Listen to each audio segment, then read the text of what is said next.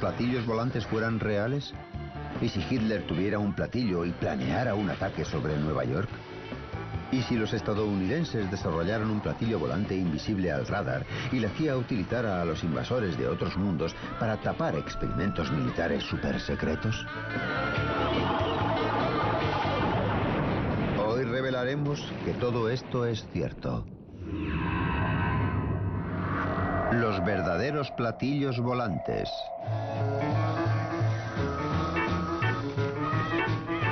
Durante 50 años el mundo ha sentido la fiebre de los platillos volantes. Hemos visto tantos que ahora los británicos creen más en los alienígenas que en Dios.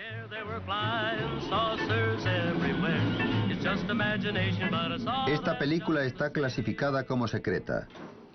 La verdad es algo más compleja. Los platillos volantes sí existen, pero no proceden del espacio exterior. Vienen de la Tierra, de los rincones más oscuros de la investigación militar.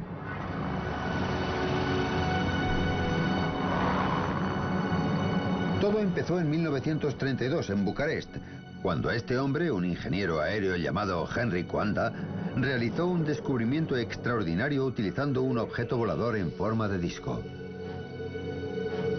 Uno de los primeros que vieron los experimentos de Coanda tenía entonces 20 años. Era un estudiante de aeronáutica llamado Radu Manikatide. El platillo se elevó hasta el techo y se quedó allí.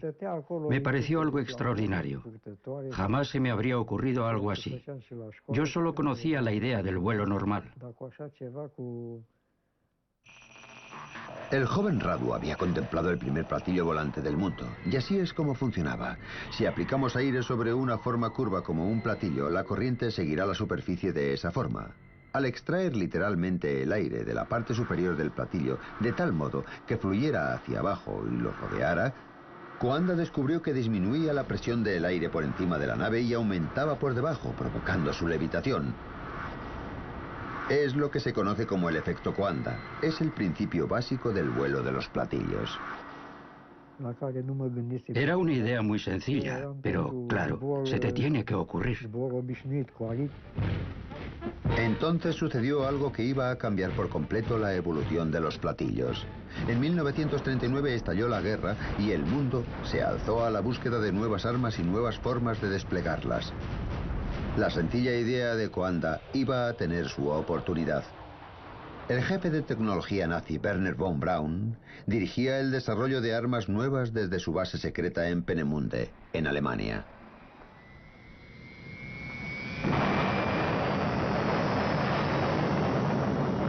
Aquí desarrolló armas modernísimas de terror como el cohete V2.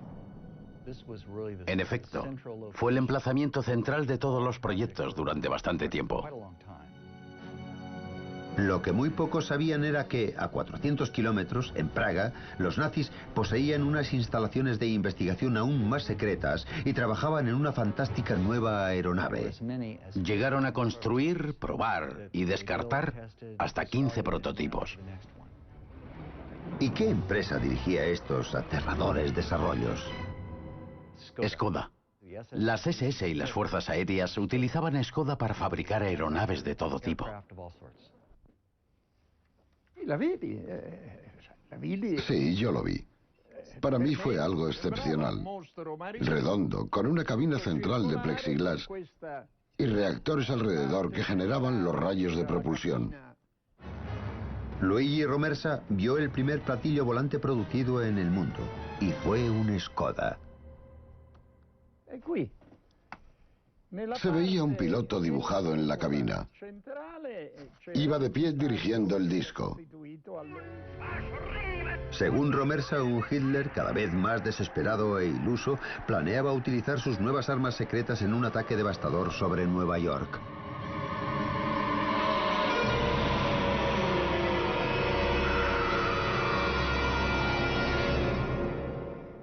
Hitler llegó a decir: que Dios me perdone por los últimos 5 minutos de la guerra.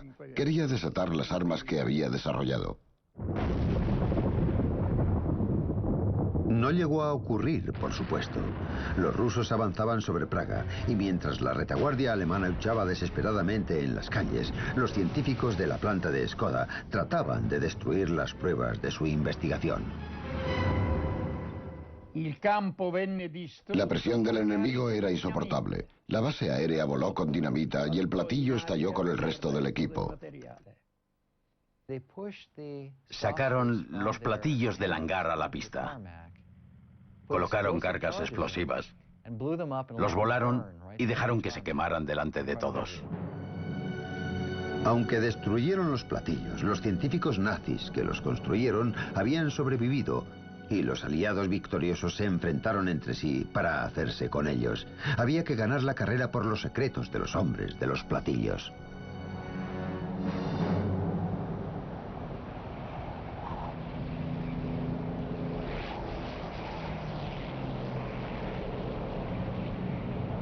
En 1947 el piloto Kenneth Arnold sobrevolaba las montañas del estado de Washington, cuando vio 9 objetos surcando los cielos a velocidades increíbles.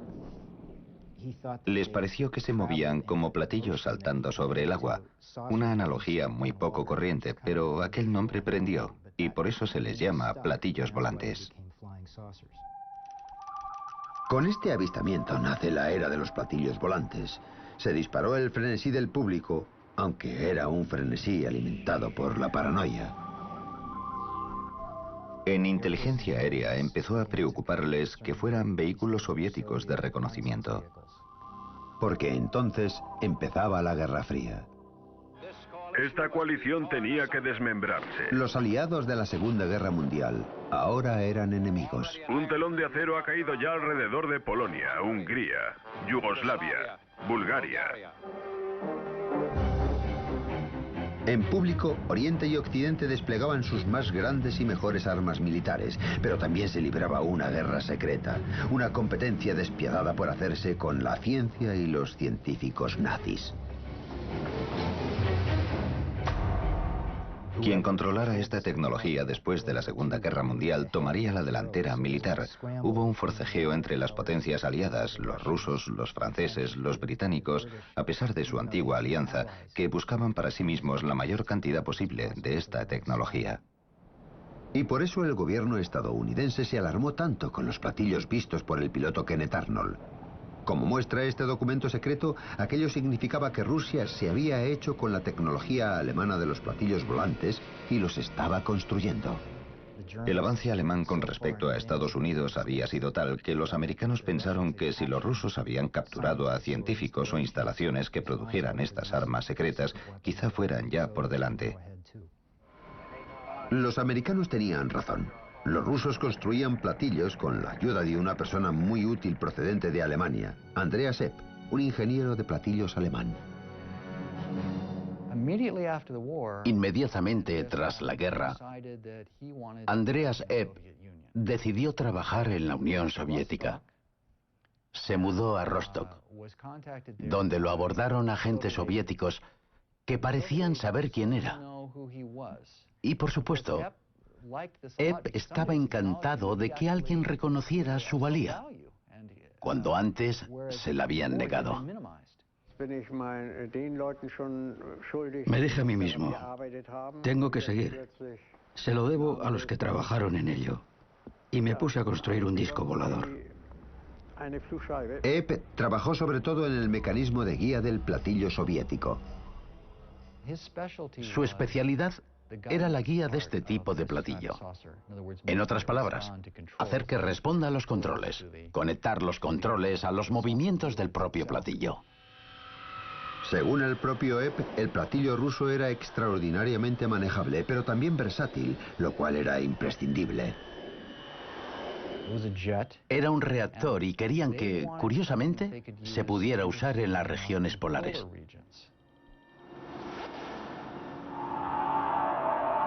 La razón era evidente. La ruta más corta hacia Norteamérica era cruzando el polo.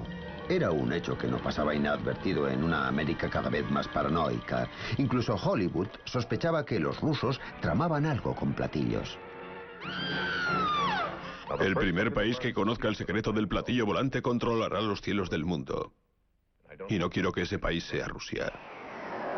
Muchos de los avistamientos se produjeron en el sector noroeste de los Estados Unidos. Allí estaba la planta Boeing de Seattle, donde se construían los bombarderos estadounidenses, y también la reserva nuclear Hanford del estado de Washington, donde se producía el plutonio para las bombas nucleares. Eran sectores estratégicamente muy sensibles del país y los más próximos a la Unión Soviética. Luego es normal que esperaran la llegada de aviones soviéticos. Los platillos ya aparecían por todas partes. Ninguna ciudad o plató de cine estaba ya a salvo. El gobierno necesitaba acabar con la especulación y para ello, a sus expertos en guerra psicológica, se les ocurrió un astuto plan en dos partes. Primero, una figura militar importante negaría firmemente que ocurriera nada, pero por detrás se enviarían rumores de que los platillos procedían del espacio exterior. Te he entregado el mensaje. ¿Ahora qué? El plan se ejecutó en una rueda de prensa en el Pentágono. Era julio de 1952, un momento clave de la historia de la manipulación. Este es el general de brigada John A. Sanford, director de inteligencia de las Fuerzas Aéreas estadounidenses, que dirigió la conferencia. Sanford venía a negar que hubiera algo de importancia en los avistamientos comunicados. No contiene propósito sistemático o consistente alguno que podamos relacionar con cualquier posible amenaza a los Estados Unidos. En favor de la teoría alienígena, colocaron a un escritor de relatos por entregas, el comandante retirado Donald Keyhoe, al mismo nivel que el general. El comandante Keyhoe es autor del libro Los platillos volantes son reales. ¿Qué opina usted de estos nuevos avistamientos de objetos no identificados? Con todo respeto a la Fuerza Aérea, creo que algunos resultarán ser de origen interplanetario. Fue muy astuto y muy sencillo.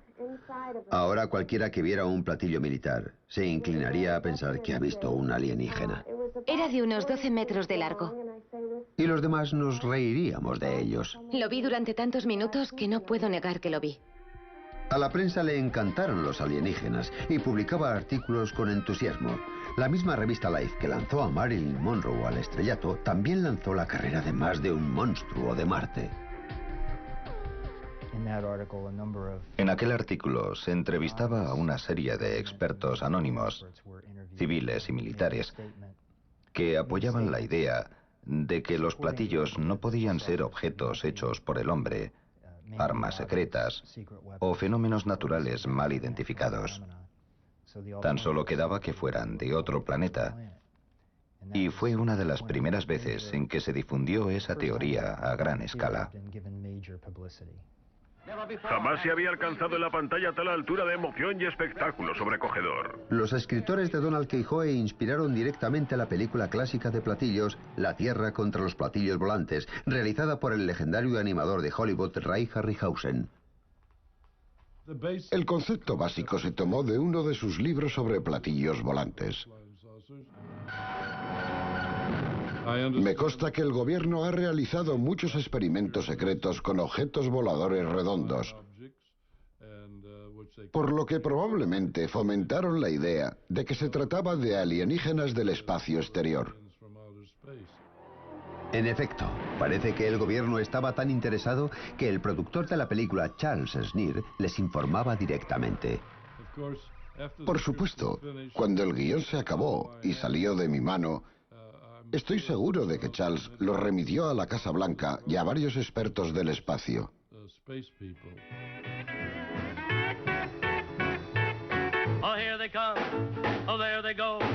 Sin embargo, mientras los ciudadanos americanos miraban a los cielos con distintos grados de preocupación, los hombres de negro miraban más cerca. Estaban desesperados por poseer platillos y, al igual que los rusos, buscaban la ayuda de antiguos científicos nazis.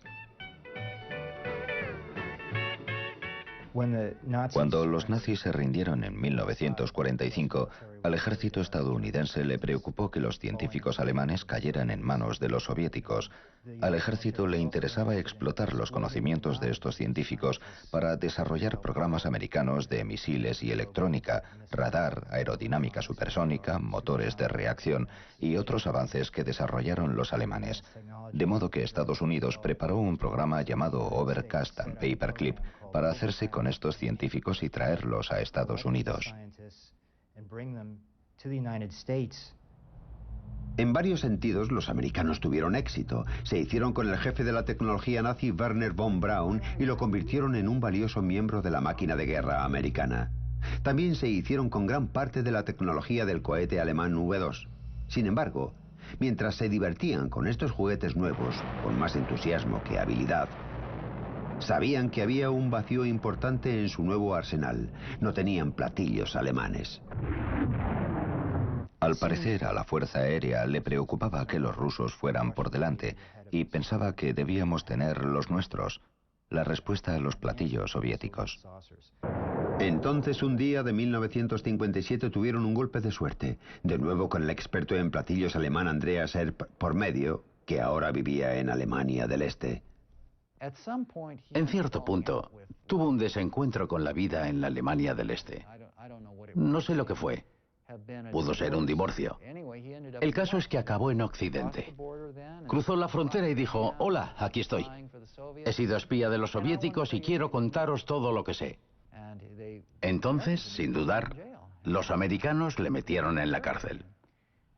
Empezaron a interrogarlo y desde la prisión se puso a escribir y dibujar de memoria lo que hizo para los soviéticos, el plan de los platillos soviéticos y para qué se iban a utilizar.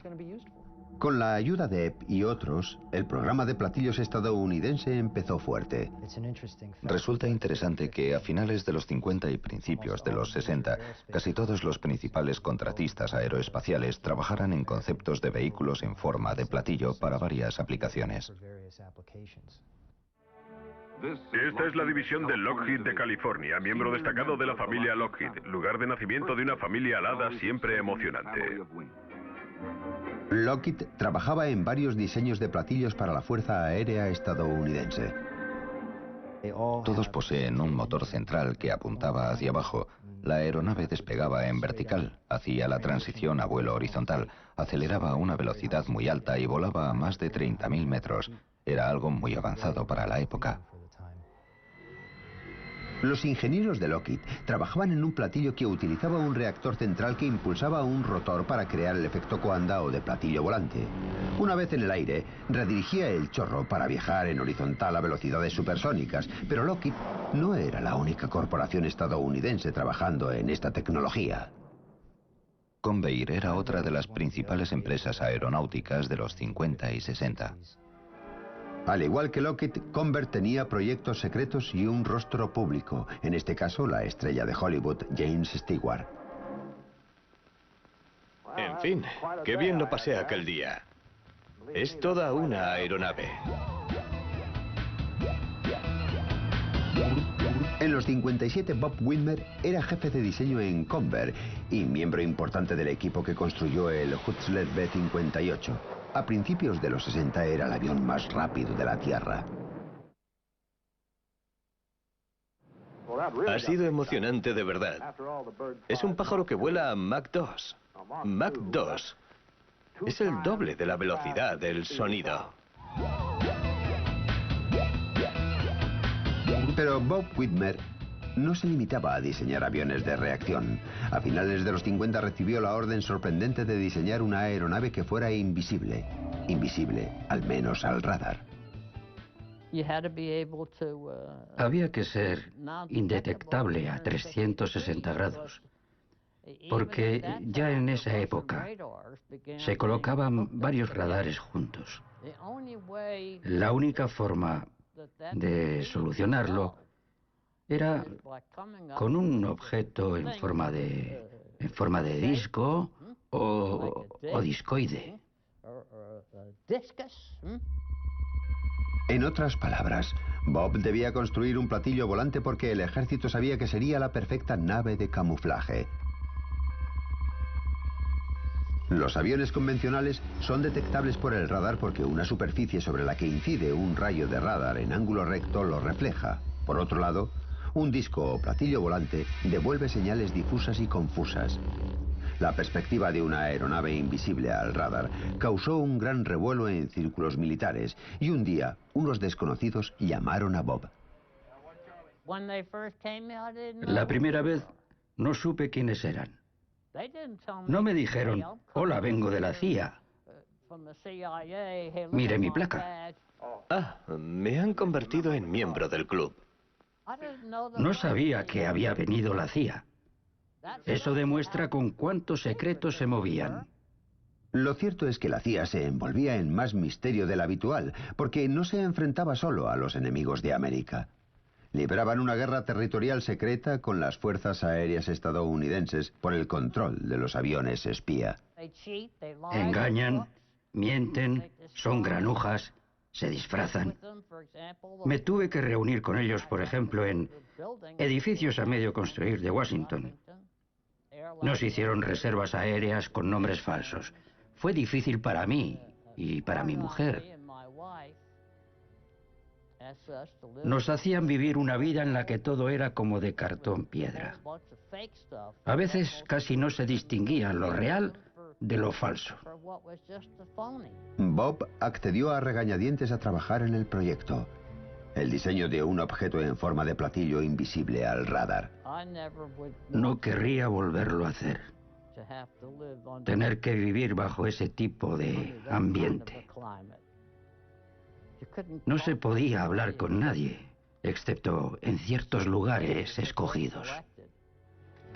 El secreto del proyecto era tal que este ni siquiera existía, una situación de negación absoluta conocida como Proyecto Negro. Hay muchos tipos de negro. Pues este es el negro más extremo. He vivido dentro del negro más extremo. El proyecto de Bob nunca se ha desclasificado y la CIA se quedó con todos sus apuntes y diseños. En fin, creo que eso es todo. ¿Sí o no? Porque mientras la CIA tenía a Bob a oscuras, otra nave salía a la luz.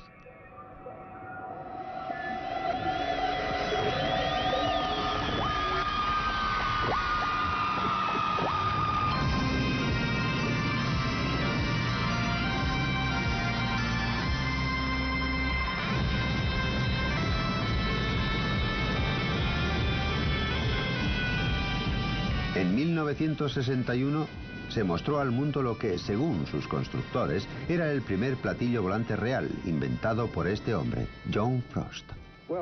El ejército estadounidense está interesado en un vehículo que vuele cerca del suelo, al que no detengan carreteras cortadas ni ríos y que pueda salvar árboles y arbustos.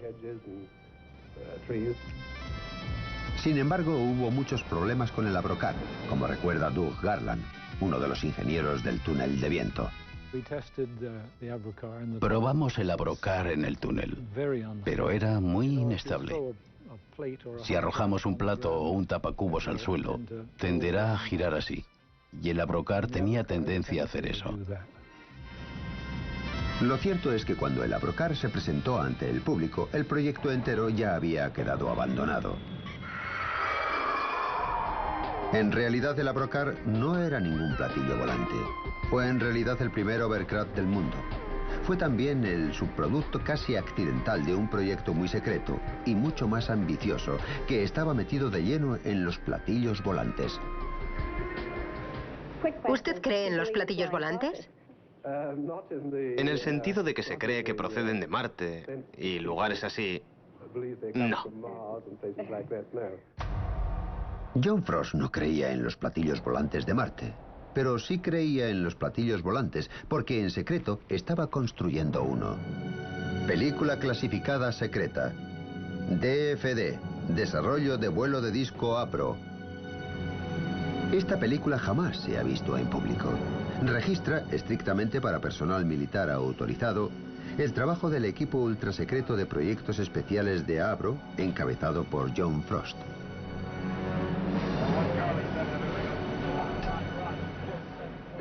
Esta sala de montaje experimental construida por Avro Aircraft Limited desarrollará una central de energía para un avión de planta circular.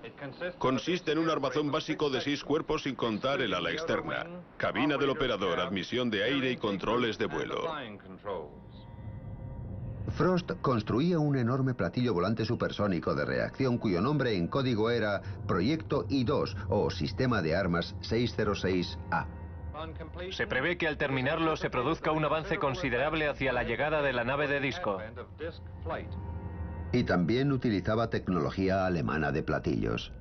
John Frost conocía la investigación realizada por los alemanes en tiempo de guerra sobre platillos volantes, que fue probablemente la base de los verdaderos platillos que se vieron por el mundo. Y la CIA llegó a financiar la investigación de un concepto de diseño muy parecido al platillo volante pensado por él. El ejército estadounidense se quedó entusiasmado con la versión presentada por Frost. Estas especificaciones secretas originales del platillo mostraban que volaba más alto y más rápido que cualquier nave o sistema de armas entonces disponible. Los documentos de la Fuerza Aérea son ambiguos en cuanto al propósito del platillo. Mencionan como uso probable un sistema espacial de armas dedicado al reconocimiento.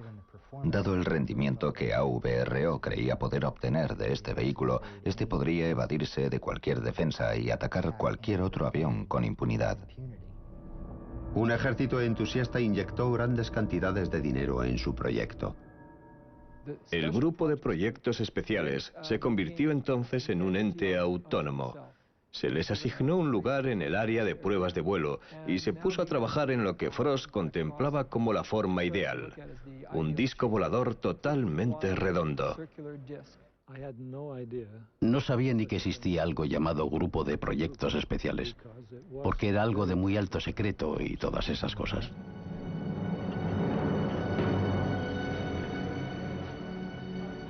Sí, había guardias siempre en todas las entradas. Y había que llevar una identificación especial con un punto de un color determinado para entrar en el área de proyectos especiales. Yo fui jefe de diseño en productos especiales. Empecé a trabajar en el 606A como diseño supersónico para la Fuerza Aérea estadounidense. Y el diseño que perseguía era de hecho uno de los más deseados por cualquier diseñador de aviación. Una nave totalmente redonda, un disco volador. Todo lo que Frost concebía era circular. Jamás me quiso cambiar ese plan. Me parecía ideal porque esto permitía despegar verticalmente. Sin embargo, lo cierto es que el fantástico platillo volante supersónico de la imaginación de Frost estaba muy lejos de hacerse realidad. Su diseño constituyó uno de los usos más puros del efecto Coanda o del platillo volante, con 6 poderosos reactores que extraían el aire que había encima del platillo. Esto lo dotaba de elevación y maniobrabilidad. Sin embargo, probar esta nave con 6 potentes reactores no iba a ser ni fácil ni seguro. Rai Takeuchi recibió el encargo de construir un armazón de pruebas de tamaño natural. No era más que una forma de 6 lados. Y cuando colocamos construimos el armazón encima. Me refiero a la porción interna del 606A con los motores Viper y también el ventilador. Cada conjunto giratorio se compone de anillo superior e inferior de hojas compresoras y un anillo central de hojas de turbina. Las hojas de turbina se alinean con un conducto de escape incorporado a la estructura estática. Otro ingeniero de productos especiales era Ken Lockwood. Yo era ingeniero de rendimiento. Había trabajado en proyectos supersónicos ingleses y cuando fui allí por primera vez, sentí cierta incredulidad ante lo poco convencional que era aquel proyecto. Cada sección alberga un motor Viper Armstrong Siddeley que actúa como generador que impulsa una combinación central de turbina y compresor. Se trata de hecho de una aeronave a tamaño natural construida en un edificio de hormigón para probar los motores y sistemas de lo que se convertirá en el sistema de armas 606A. Los platillos debían de tener un rendimiento tremendo porque el motor era enorme. Era de casi 10 metros de diámetro y habría producido tanto impulso que la aeronave podría haber despegado de inmediato y volar a entre 3.000 y 5.000 kilómetros por hora, según sus cálculos. El aire entra en el compresor, pasa por el ala interna y se descarga por una serie de aperturas medidas. Y luego llegó el período de prueba. Pretendía dominar una de las naves supersónicas más potentes jamás construidas. Era una tarea abrumadora. Como medida de seguridad durante la operación del armazón, la sección del rotor se encierra en un protector de acero. Cuando a John Frost se le descontrola el motor a plena potencia, se despeja el edificio bajo amenaza inminente de explosión si volaran los depósitos de combustible, lo cual produciría la destrucción del edificio entero. Fue un momento de terror.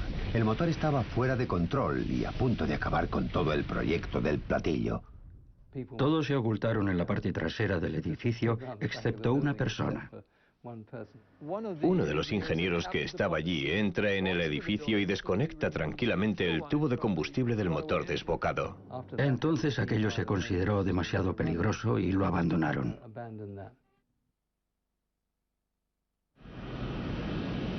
El avión de espionaje U-2 de la CIA fue un clásico proyecto negro. Permaneció en el más absoluto de los secretos durante más de 2 años y seguiría siendo secreto hoy, si no fuera por los hechos dramáticos de 1960, cuando el piloto de U-2, Gary Powers, fue derribado sobre Rusia y retenido durante 2 años antes de ser canjeado por un espía ruso. En la propia historia de la CIA sobre el programa U-2 se declara que, entre comillas, el 50% de los avistamientos de ovnis fueron provocados por el U-2. El U-2 volaba en los límites del espacio, más alto de lo que se creía que un avión podía volar. Por eso no sorprende que cualquier visión fugaz, sobre todo desde otro avión, provocara miedo y asombro. Sin embargo, la debacle del U-2 demostró que si la nave secreta no se estrella, los platillos volantes de otros mundos sirven muy bien como tapadera. Y si la nave secreta resulta ser un platillo volante, se puede mantener la impostura durante años. Me asustas cuando hablas así. El platillo de Frost desapareció entre la negrura del secreto oficial. Y los ufólogos estadounidenses forzaron más la máquina. Es fantástico, pero posible. En Washington, un grupo no gubernamental conocido como NICAP, Comité Nacional de Investigación de Fenómenos Aéreos, ha convocado una rueda de prensa para reabrir un viejo contencioso con la Fuerza Aérea. El NICAP era el gran portavoz de la teoría de los platillos volantes alienígenas. Lo encabezaba el mismo escritor que lanzó la idea en aquella rueda de prensa extraordinaria de 1952. 14 años después, seguía cazando alienígenas. El director del NICAP, el comandante Donald E. Keijoe, oficial retirado del Cuerpo de Marines, ha insistido en que la Fuerza Aérea sabía más de lo que contaba. Nos observa una especie de instrumento cuya ciencia nos supera notablemente y está probablemente controlado por una civilización superior y muy avanzada. Y por enésima vez en tantos años, la Fuerza Aérea ha declarado ante un comité del Congreso que no ocultaba nada. El secretario de la Fuerza Aérea, Harold Brown. No hemos estado ocultando nada. Era algo sencillísimo. Los aficionados acusaban al ejército de tapar una invasión alienígena inminente y el ejército lo negaba. Así nadie contemplaba la tercera posibilidad, que los ovnis fueran naves militares. La buena organización de estos entusiastas aficionados resultó muy afortunada para el gobierno. Creemos que los ovnis son reales, que proceden del espacio exterior y que los controlan seres inteligentes. Excepto que su organización no era en absoluto producto de la fortuna. El NICAP lo encabezaban los hombres de las sombras. Su junta incluía a miembros como Roscoe Hillenkoetter, primer director de la CIA, y un operativo de la agencia, Bernard J. O. Carvalho. El primer director del NICAP fue Nicolás de Roquefort, de la División de Guerra Psicológica de la CIA. Y cuando Keijoe renunció a la presidencia del NICAP, fue sustituido por Joseph Bryan, también del personal de guerra psicológica de la CIA. Pero, ¿qué era Keijoe? Estas cosas eran naves interplanetarias. ¿Creía de verdad en platillos volantes de otro mundo o tenía conexiones con la investigación del ejército estadounidense sobre la tecnología alemana de platillos volantes? Quien quizá lo sepa es el ingeniero alemán de platillos Andreas Epp, el que se pasó a los americanos. En una entrevista grabada en 1997, respondió de modo notable a esta pregunta. ¿Cree usted que los americanos querían mantener en secreto su disco volador? Desde el principio, desde el mismo principio. El comandante Keijoe estaba en el departamento de ovnis del Pentágono, el cual averiguó que Alemania construía discos voladores. Sin embargo, quien estuviera tras la campaña de propagar el mito alienígena tuvo un éxito espectacular, sobre todo en la Tierra de los Sueños: Hollywood. Plan 9 del espacio exterior.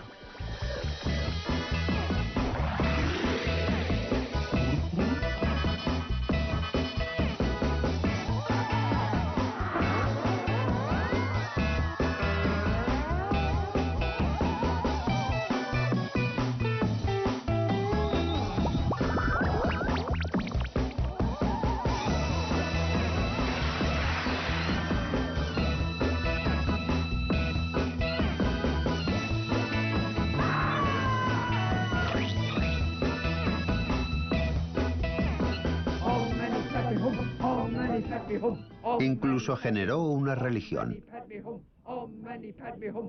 Nuestra información procede de nuestro jefe, que es un yogi en contacto directo con seres inteligentes del espacio.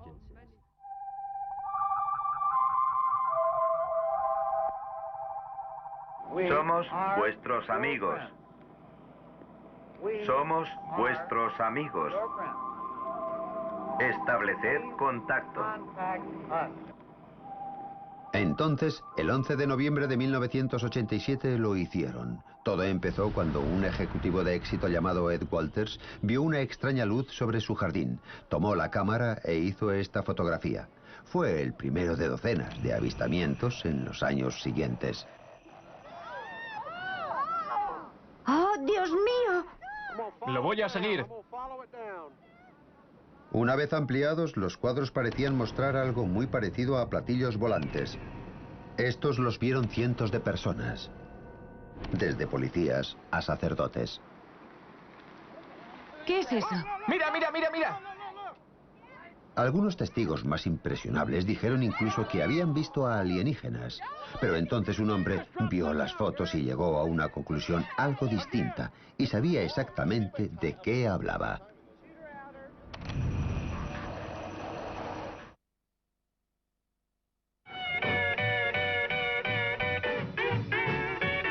Gulbris, Florida.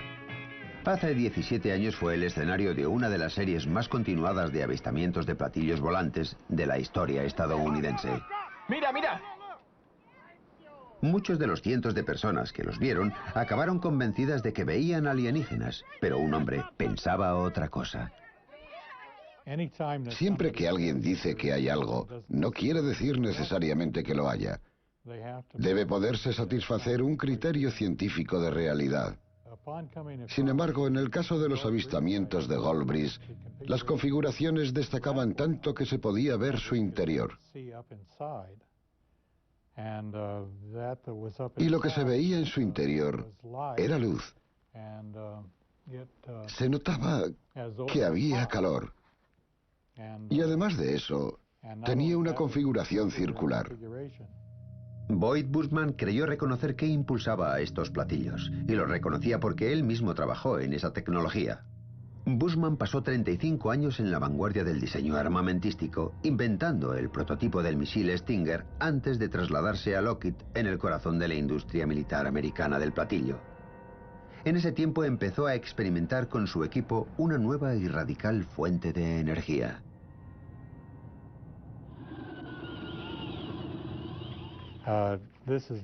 Esto no es más que 250 vueltas de un cable del número 30. Tomamos los bornes y los enchufamos a la corriente doméstica. Lo que ocurrió entonces asombró a todos. Eso es. Aunque ni siquiera Bushman entiende del todo cómo funciona, cuando vio las fotos de los platillos de Gulbris, se preguntó si utilizaban la misma tecnología.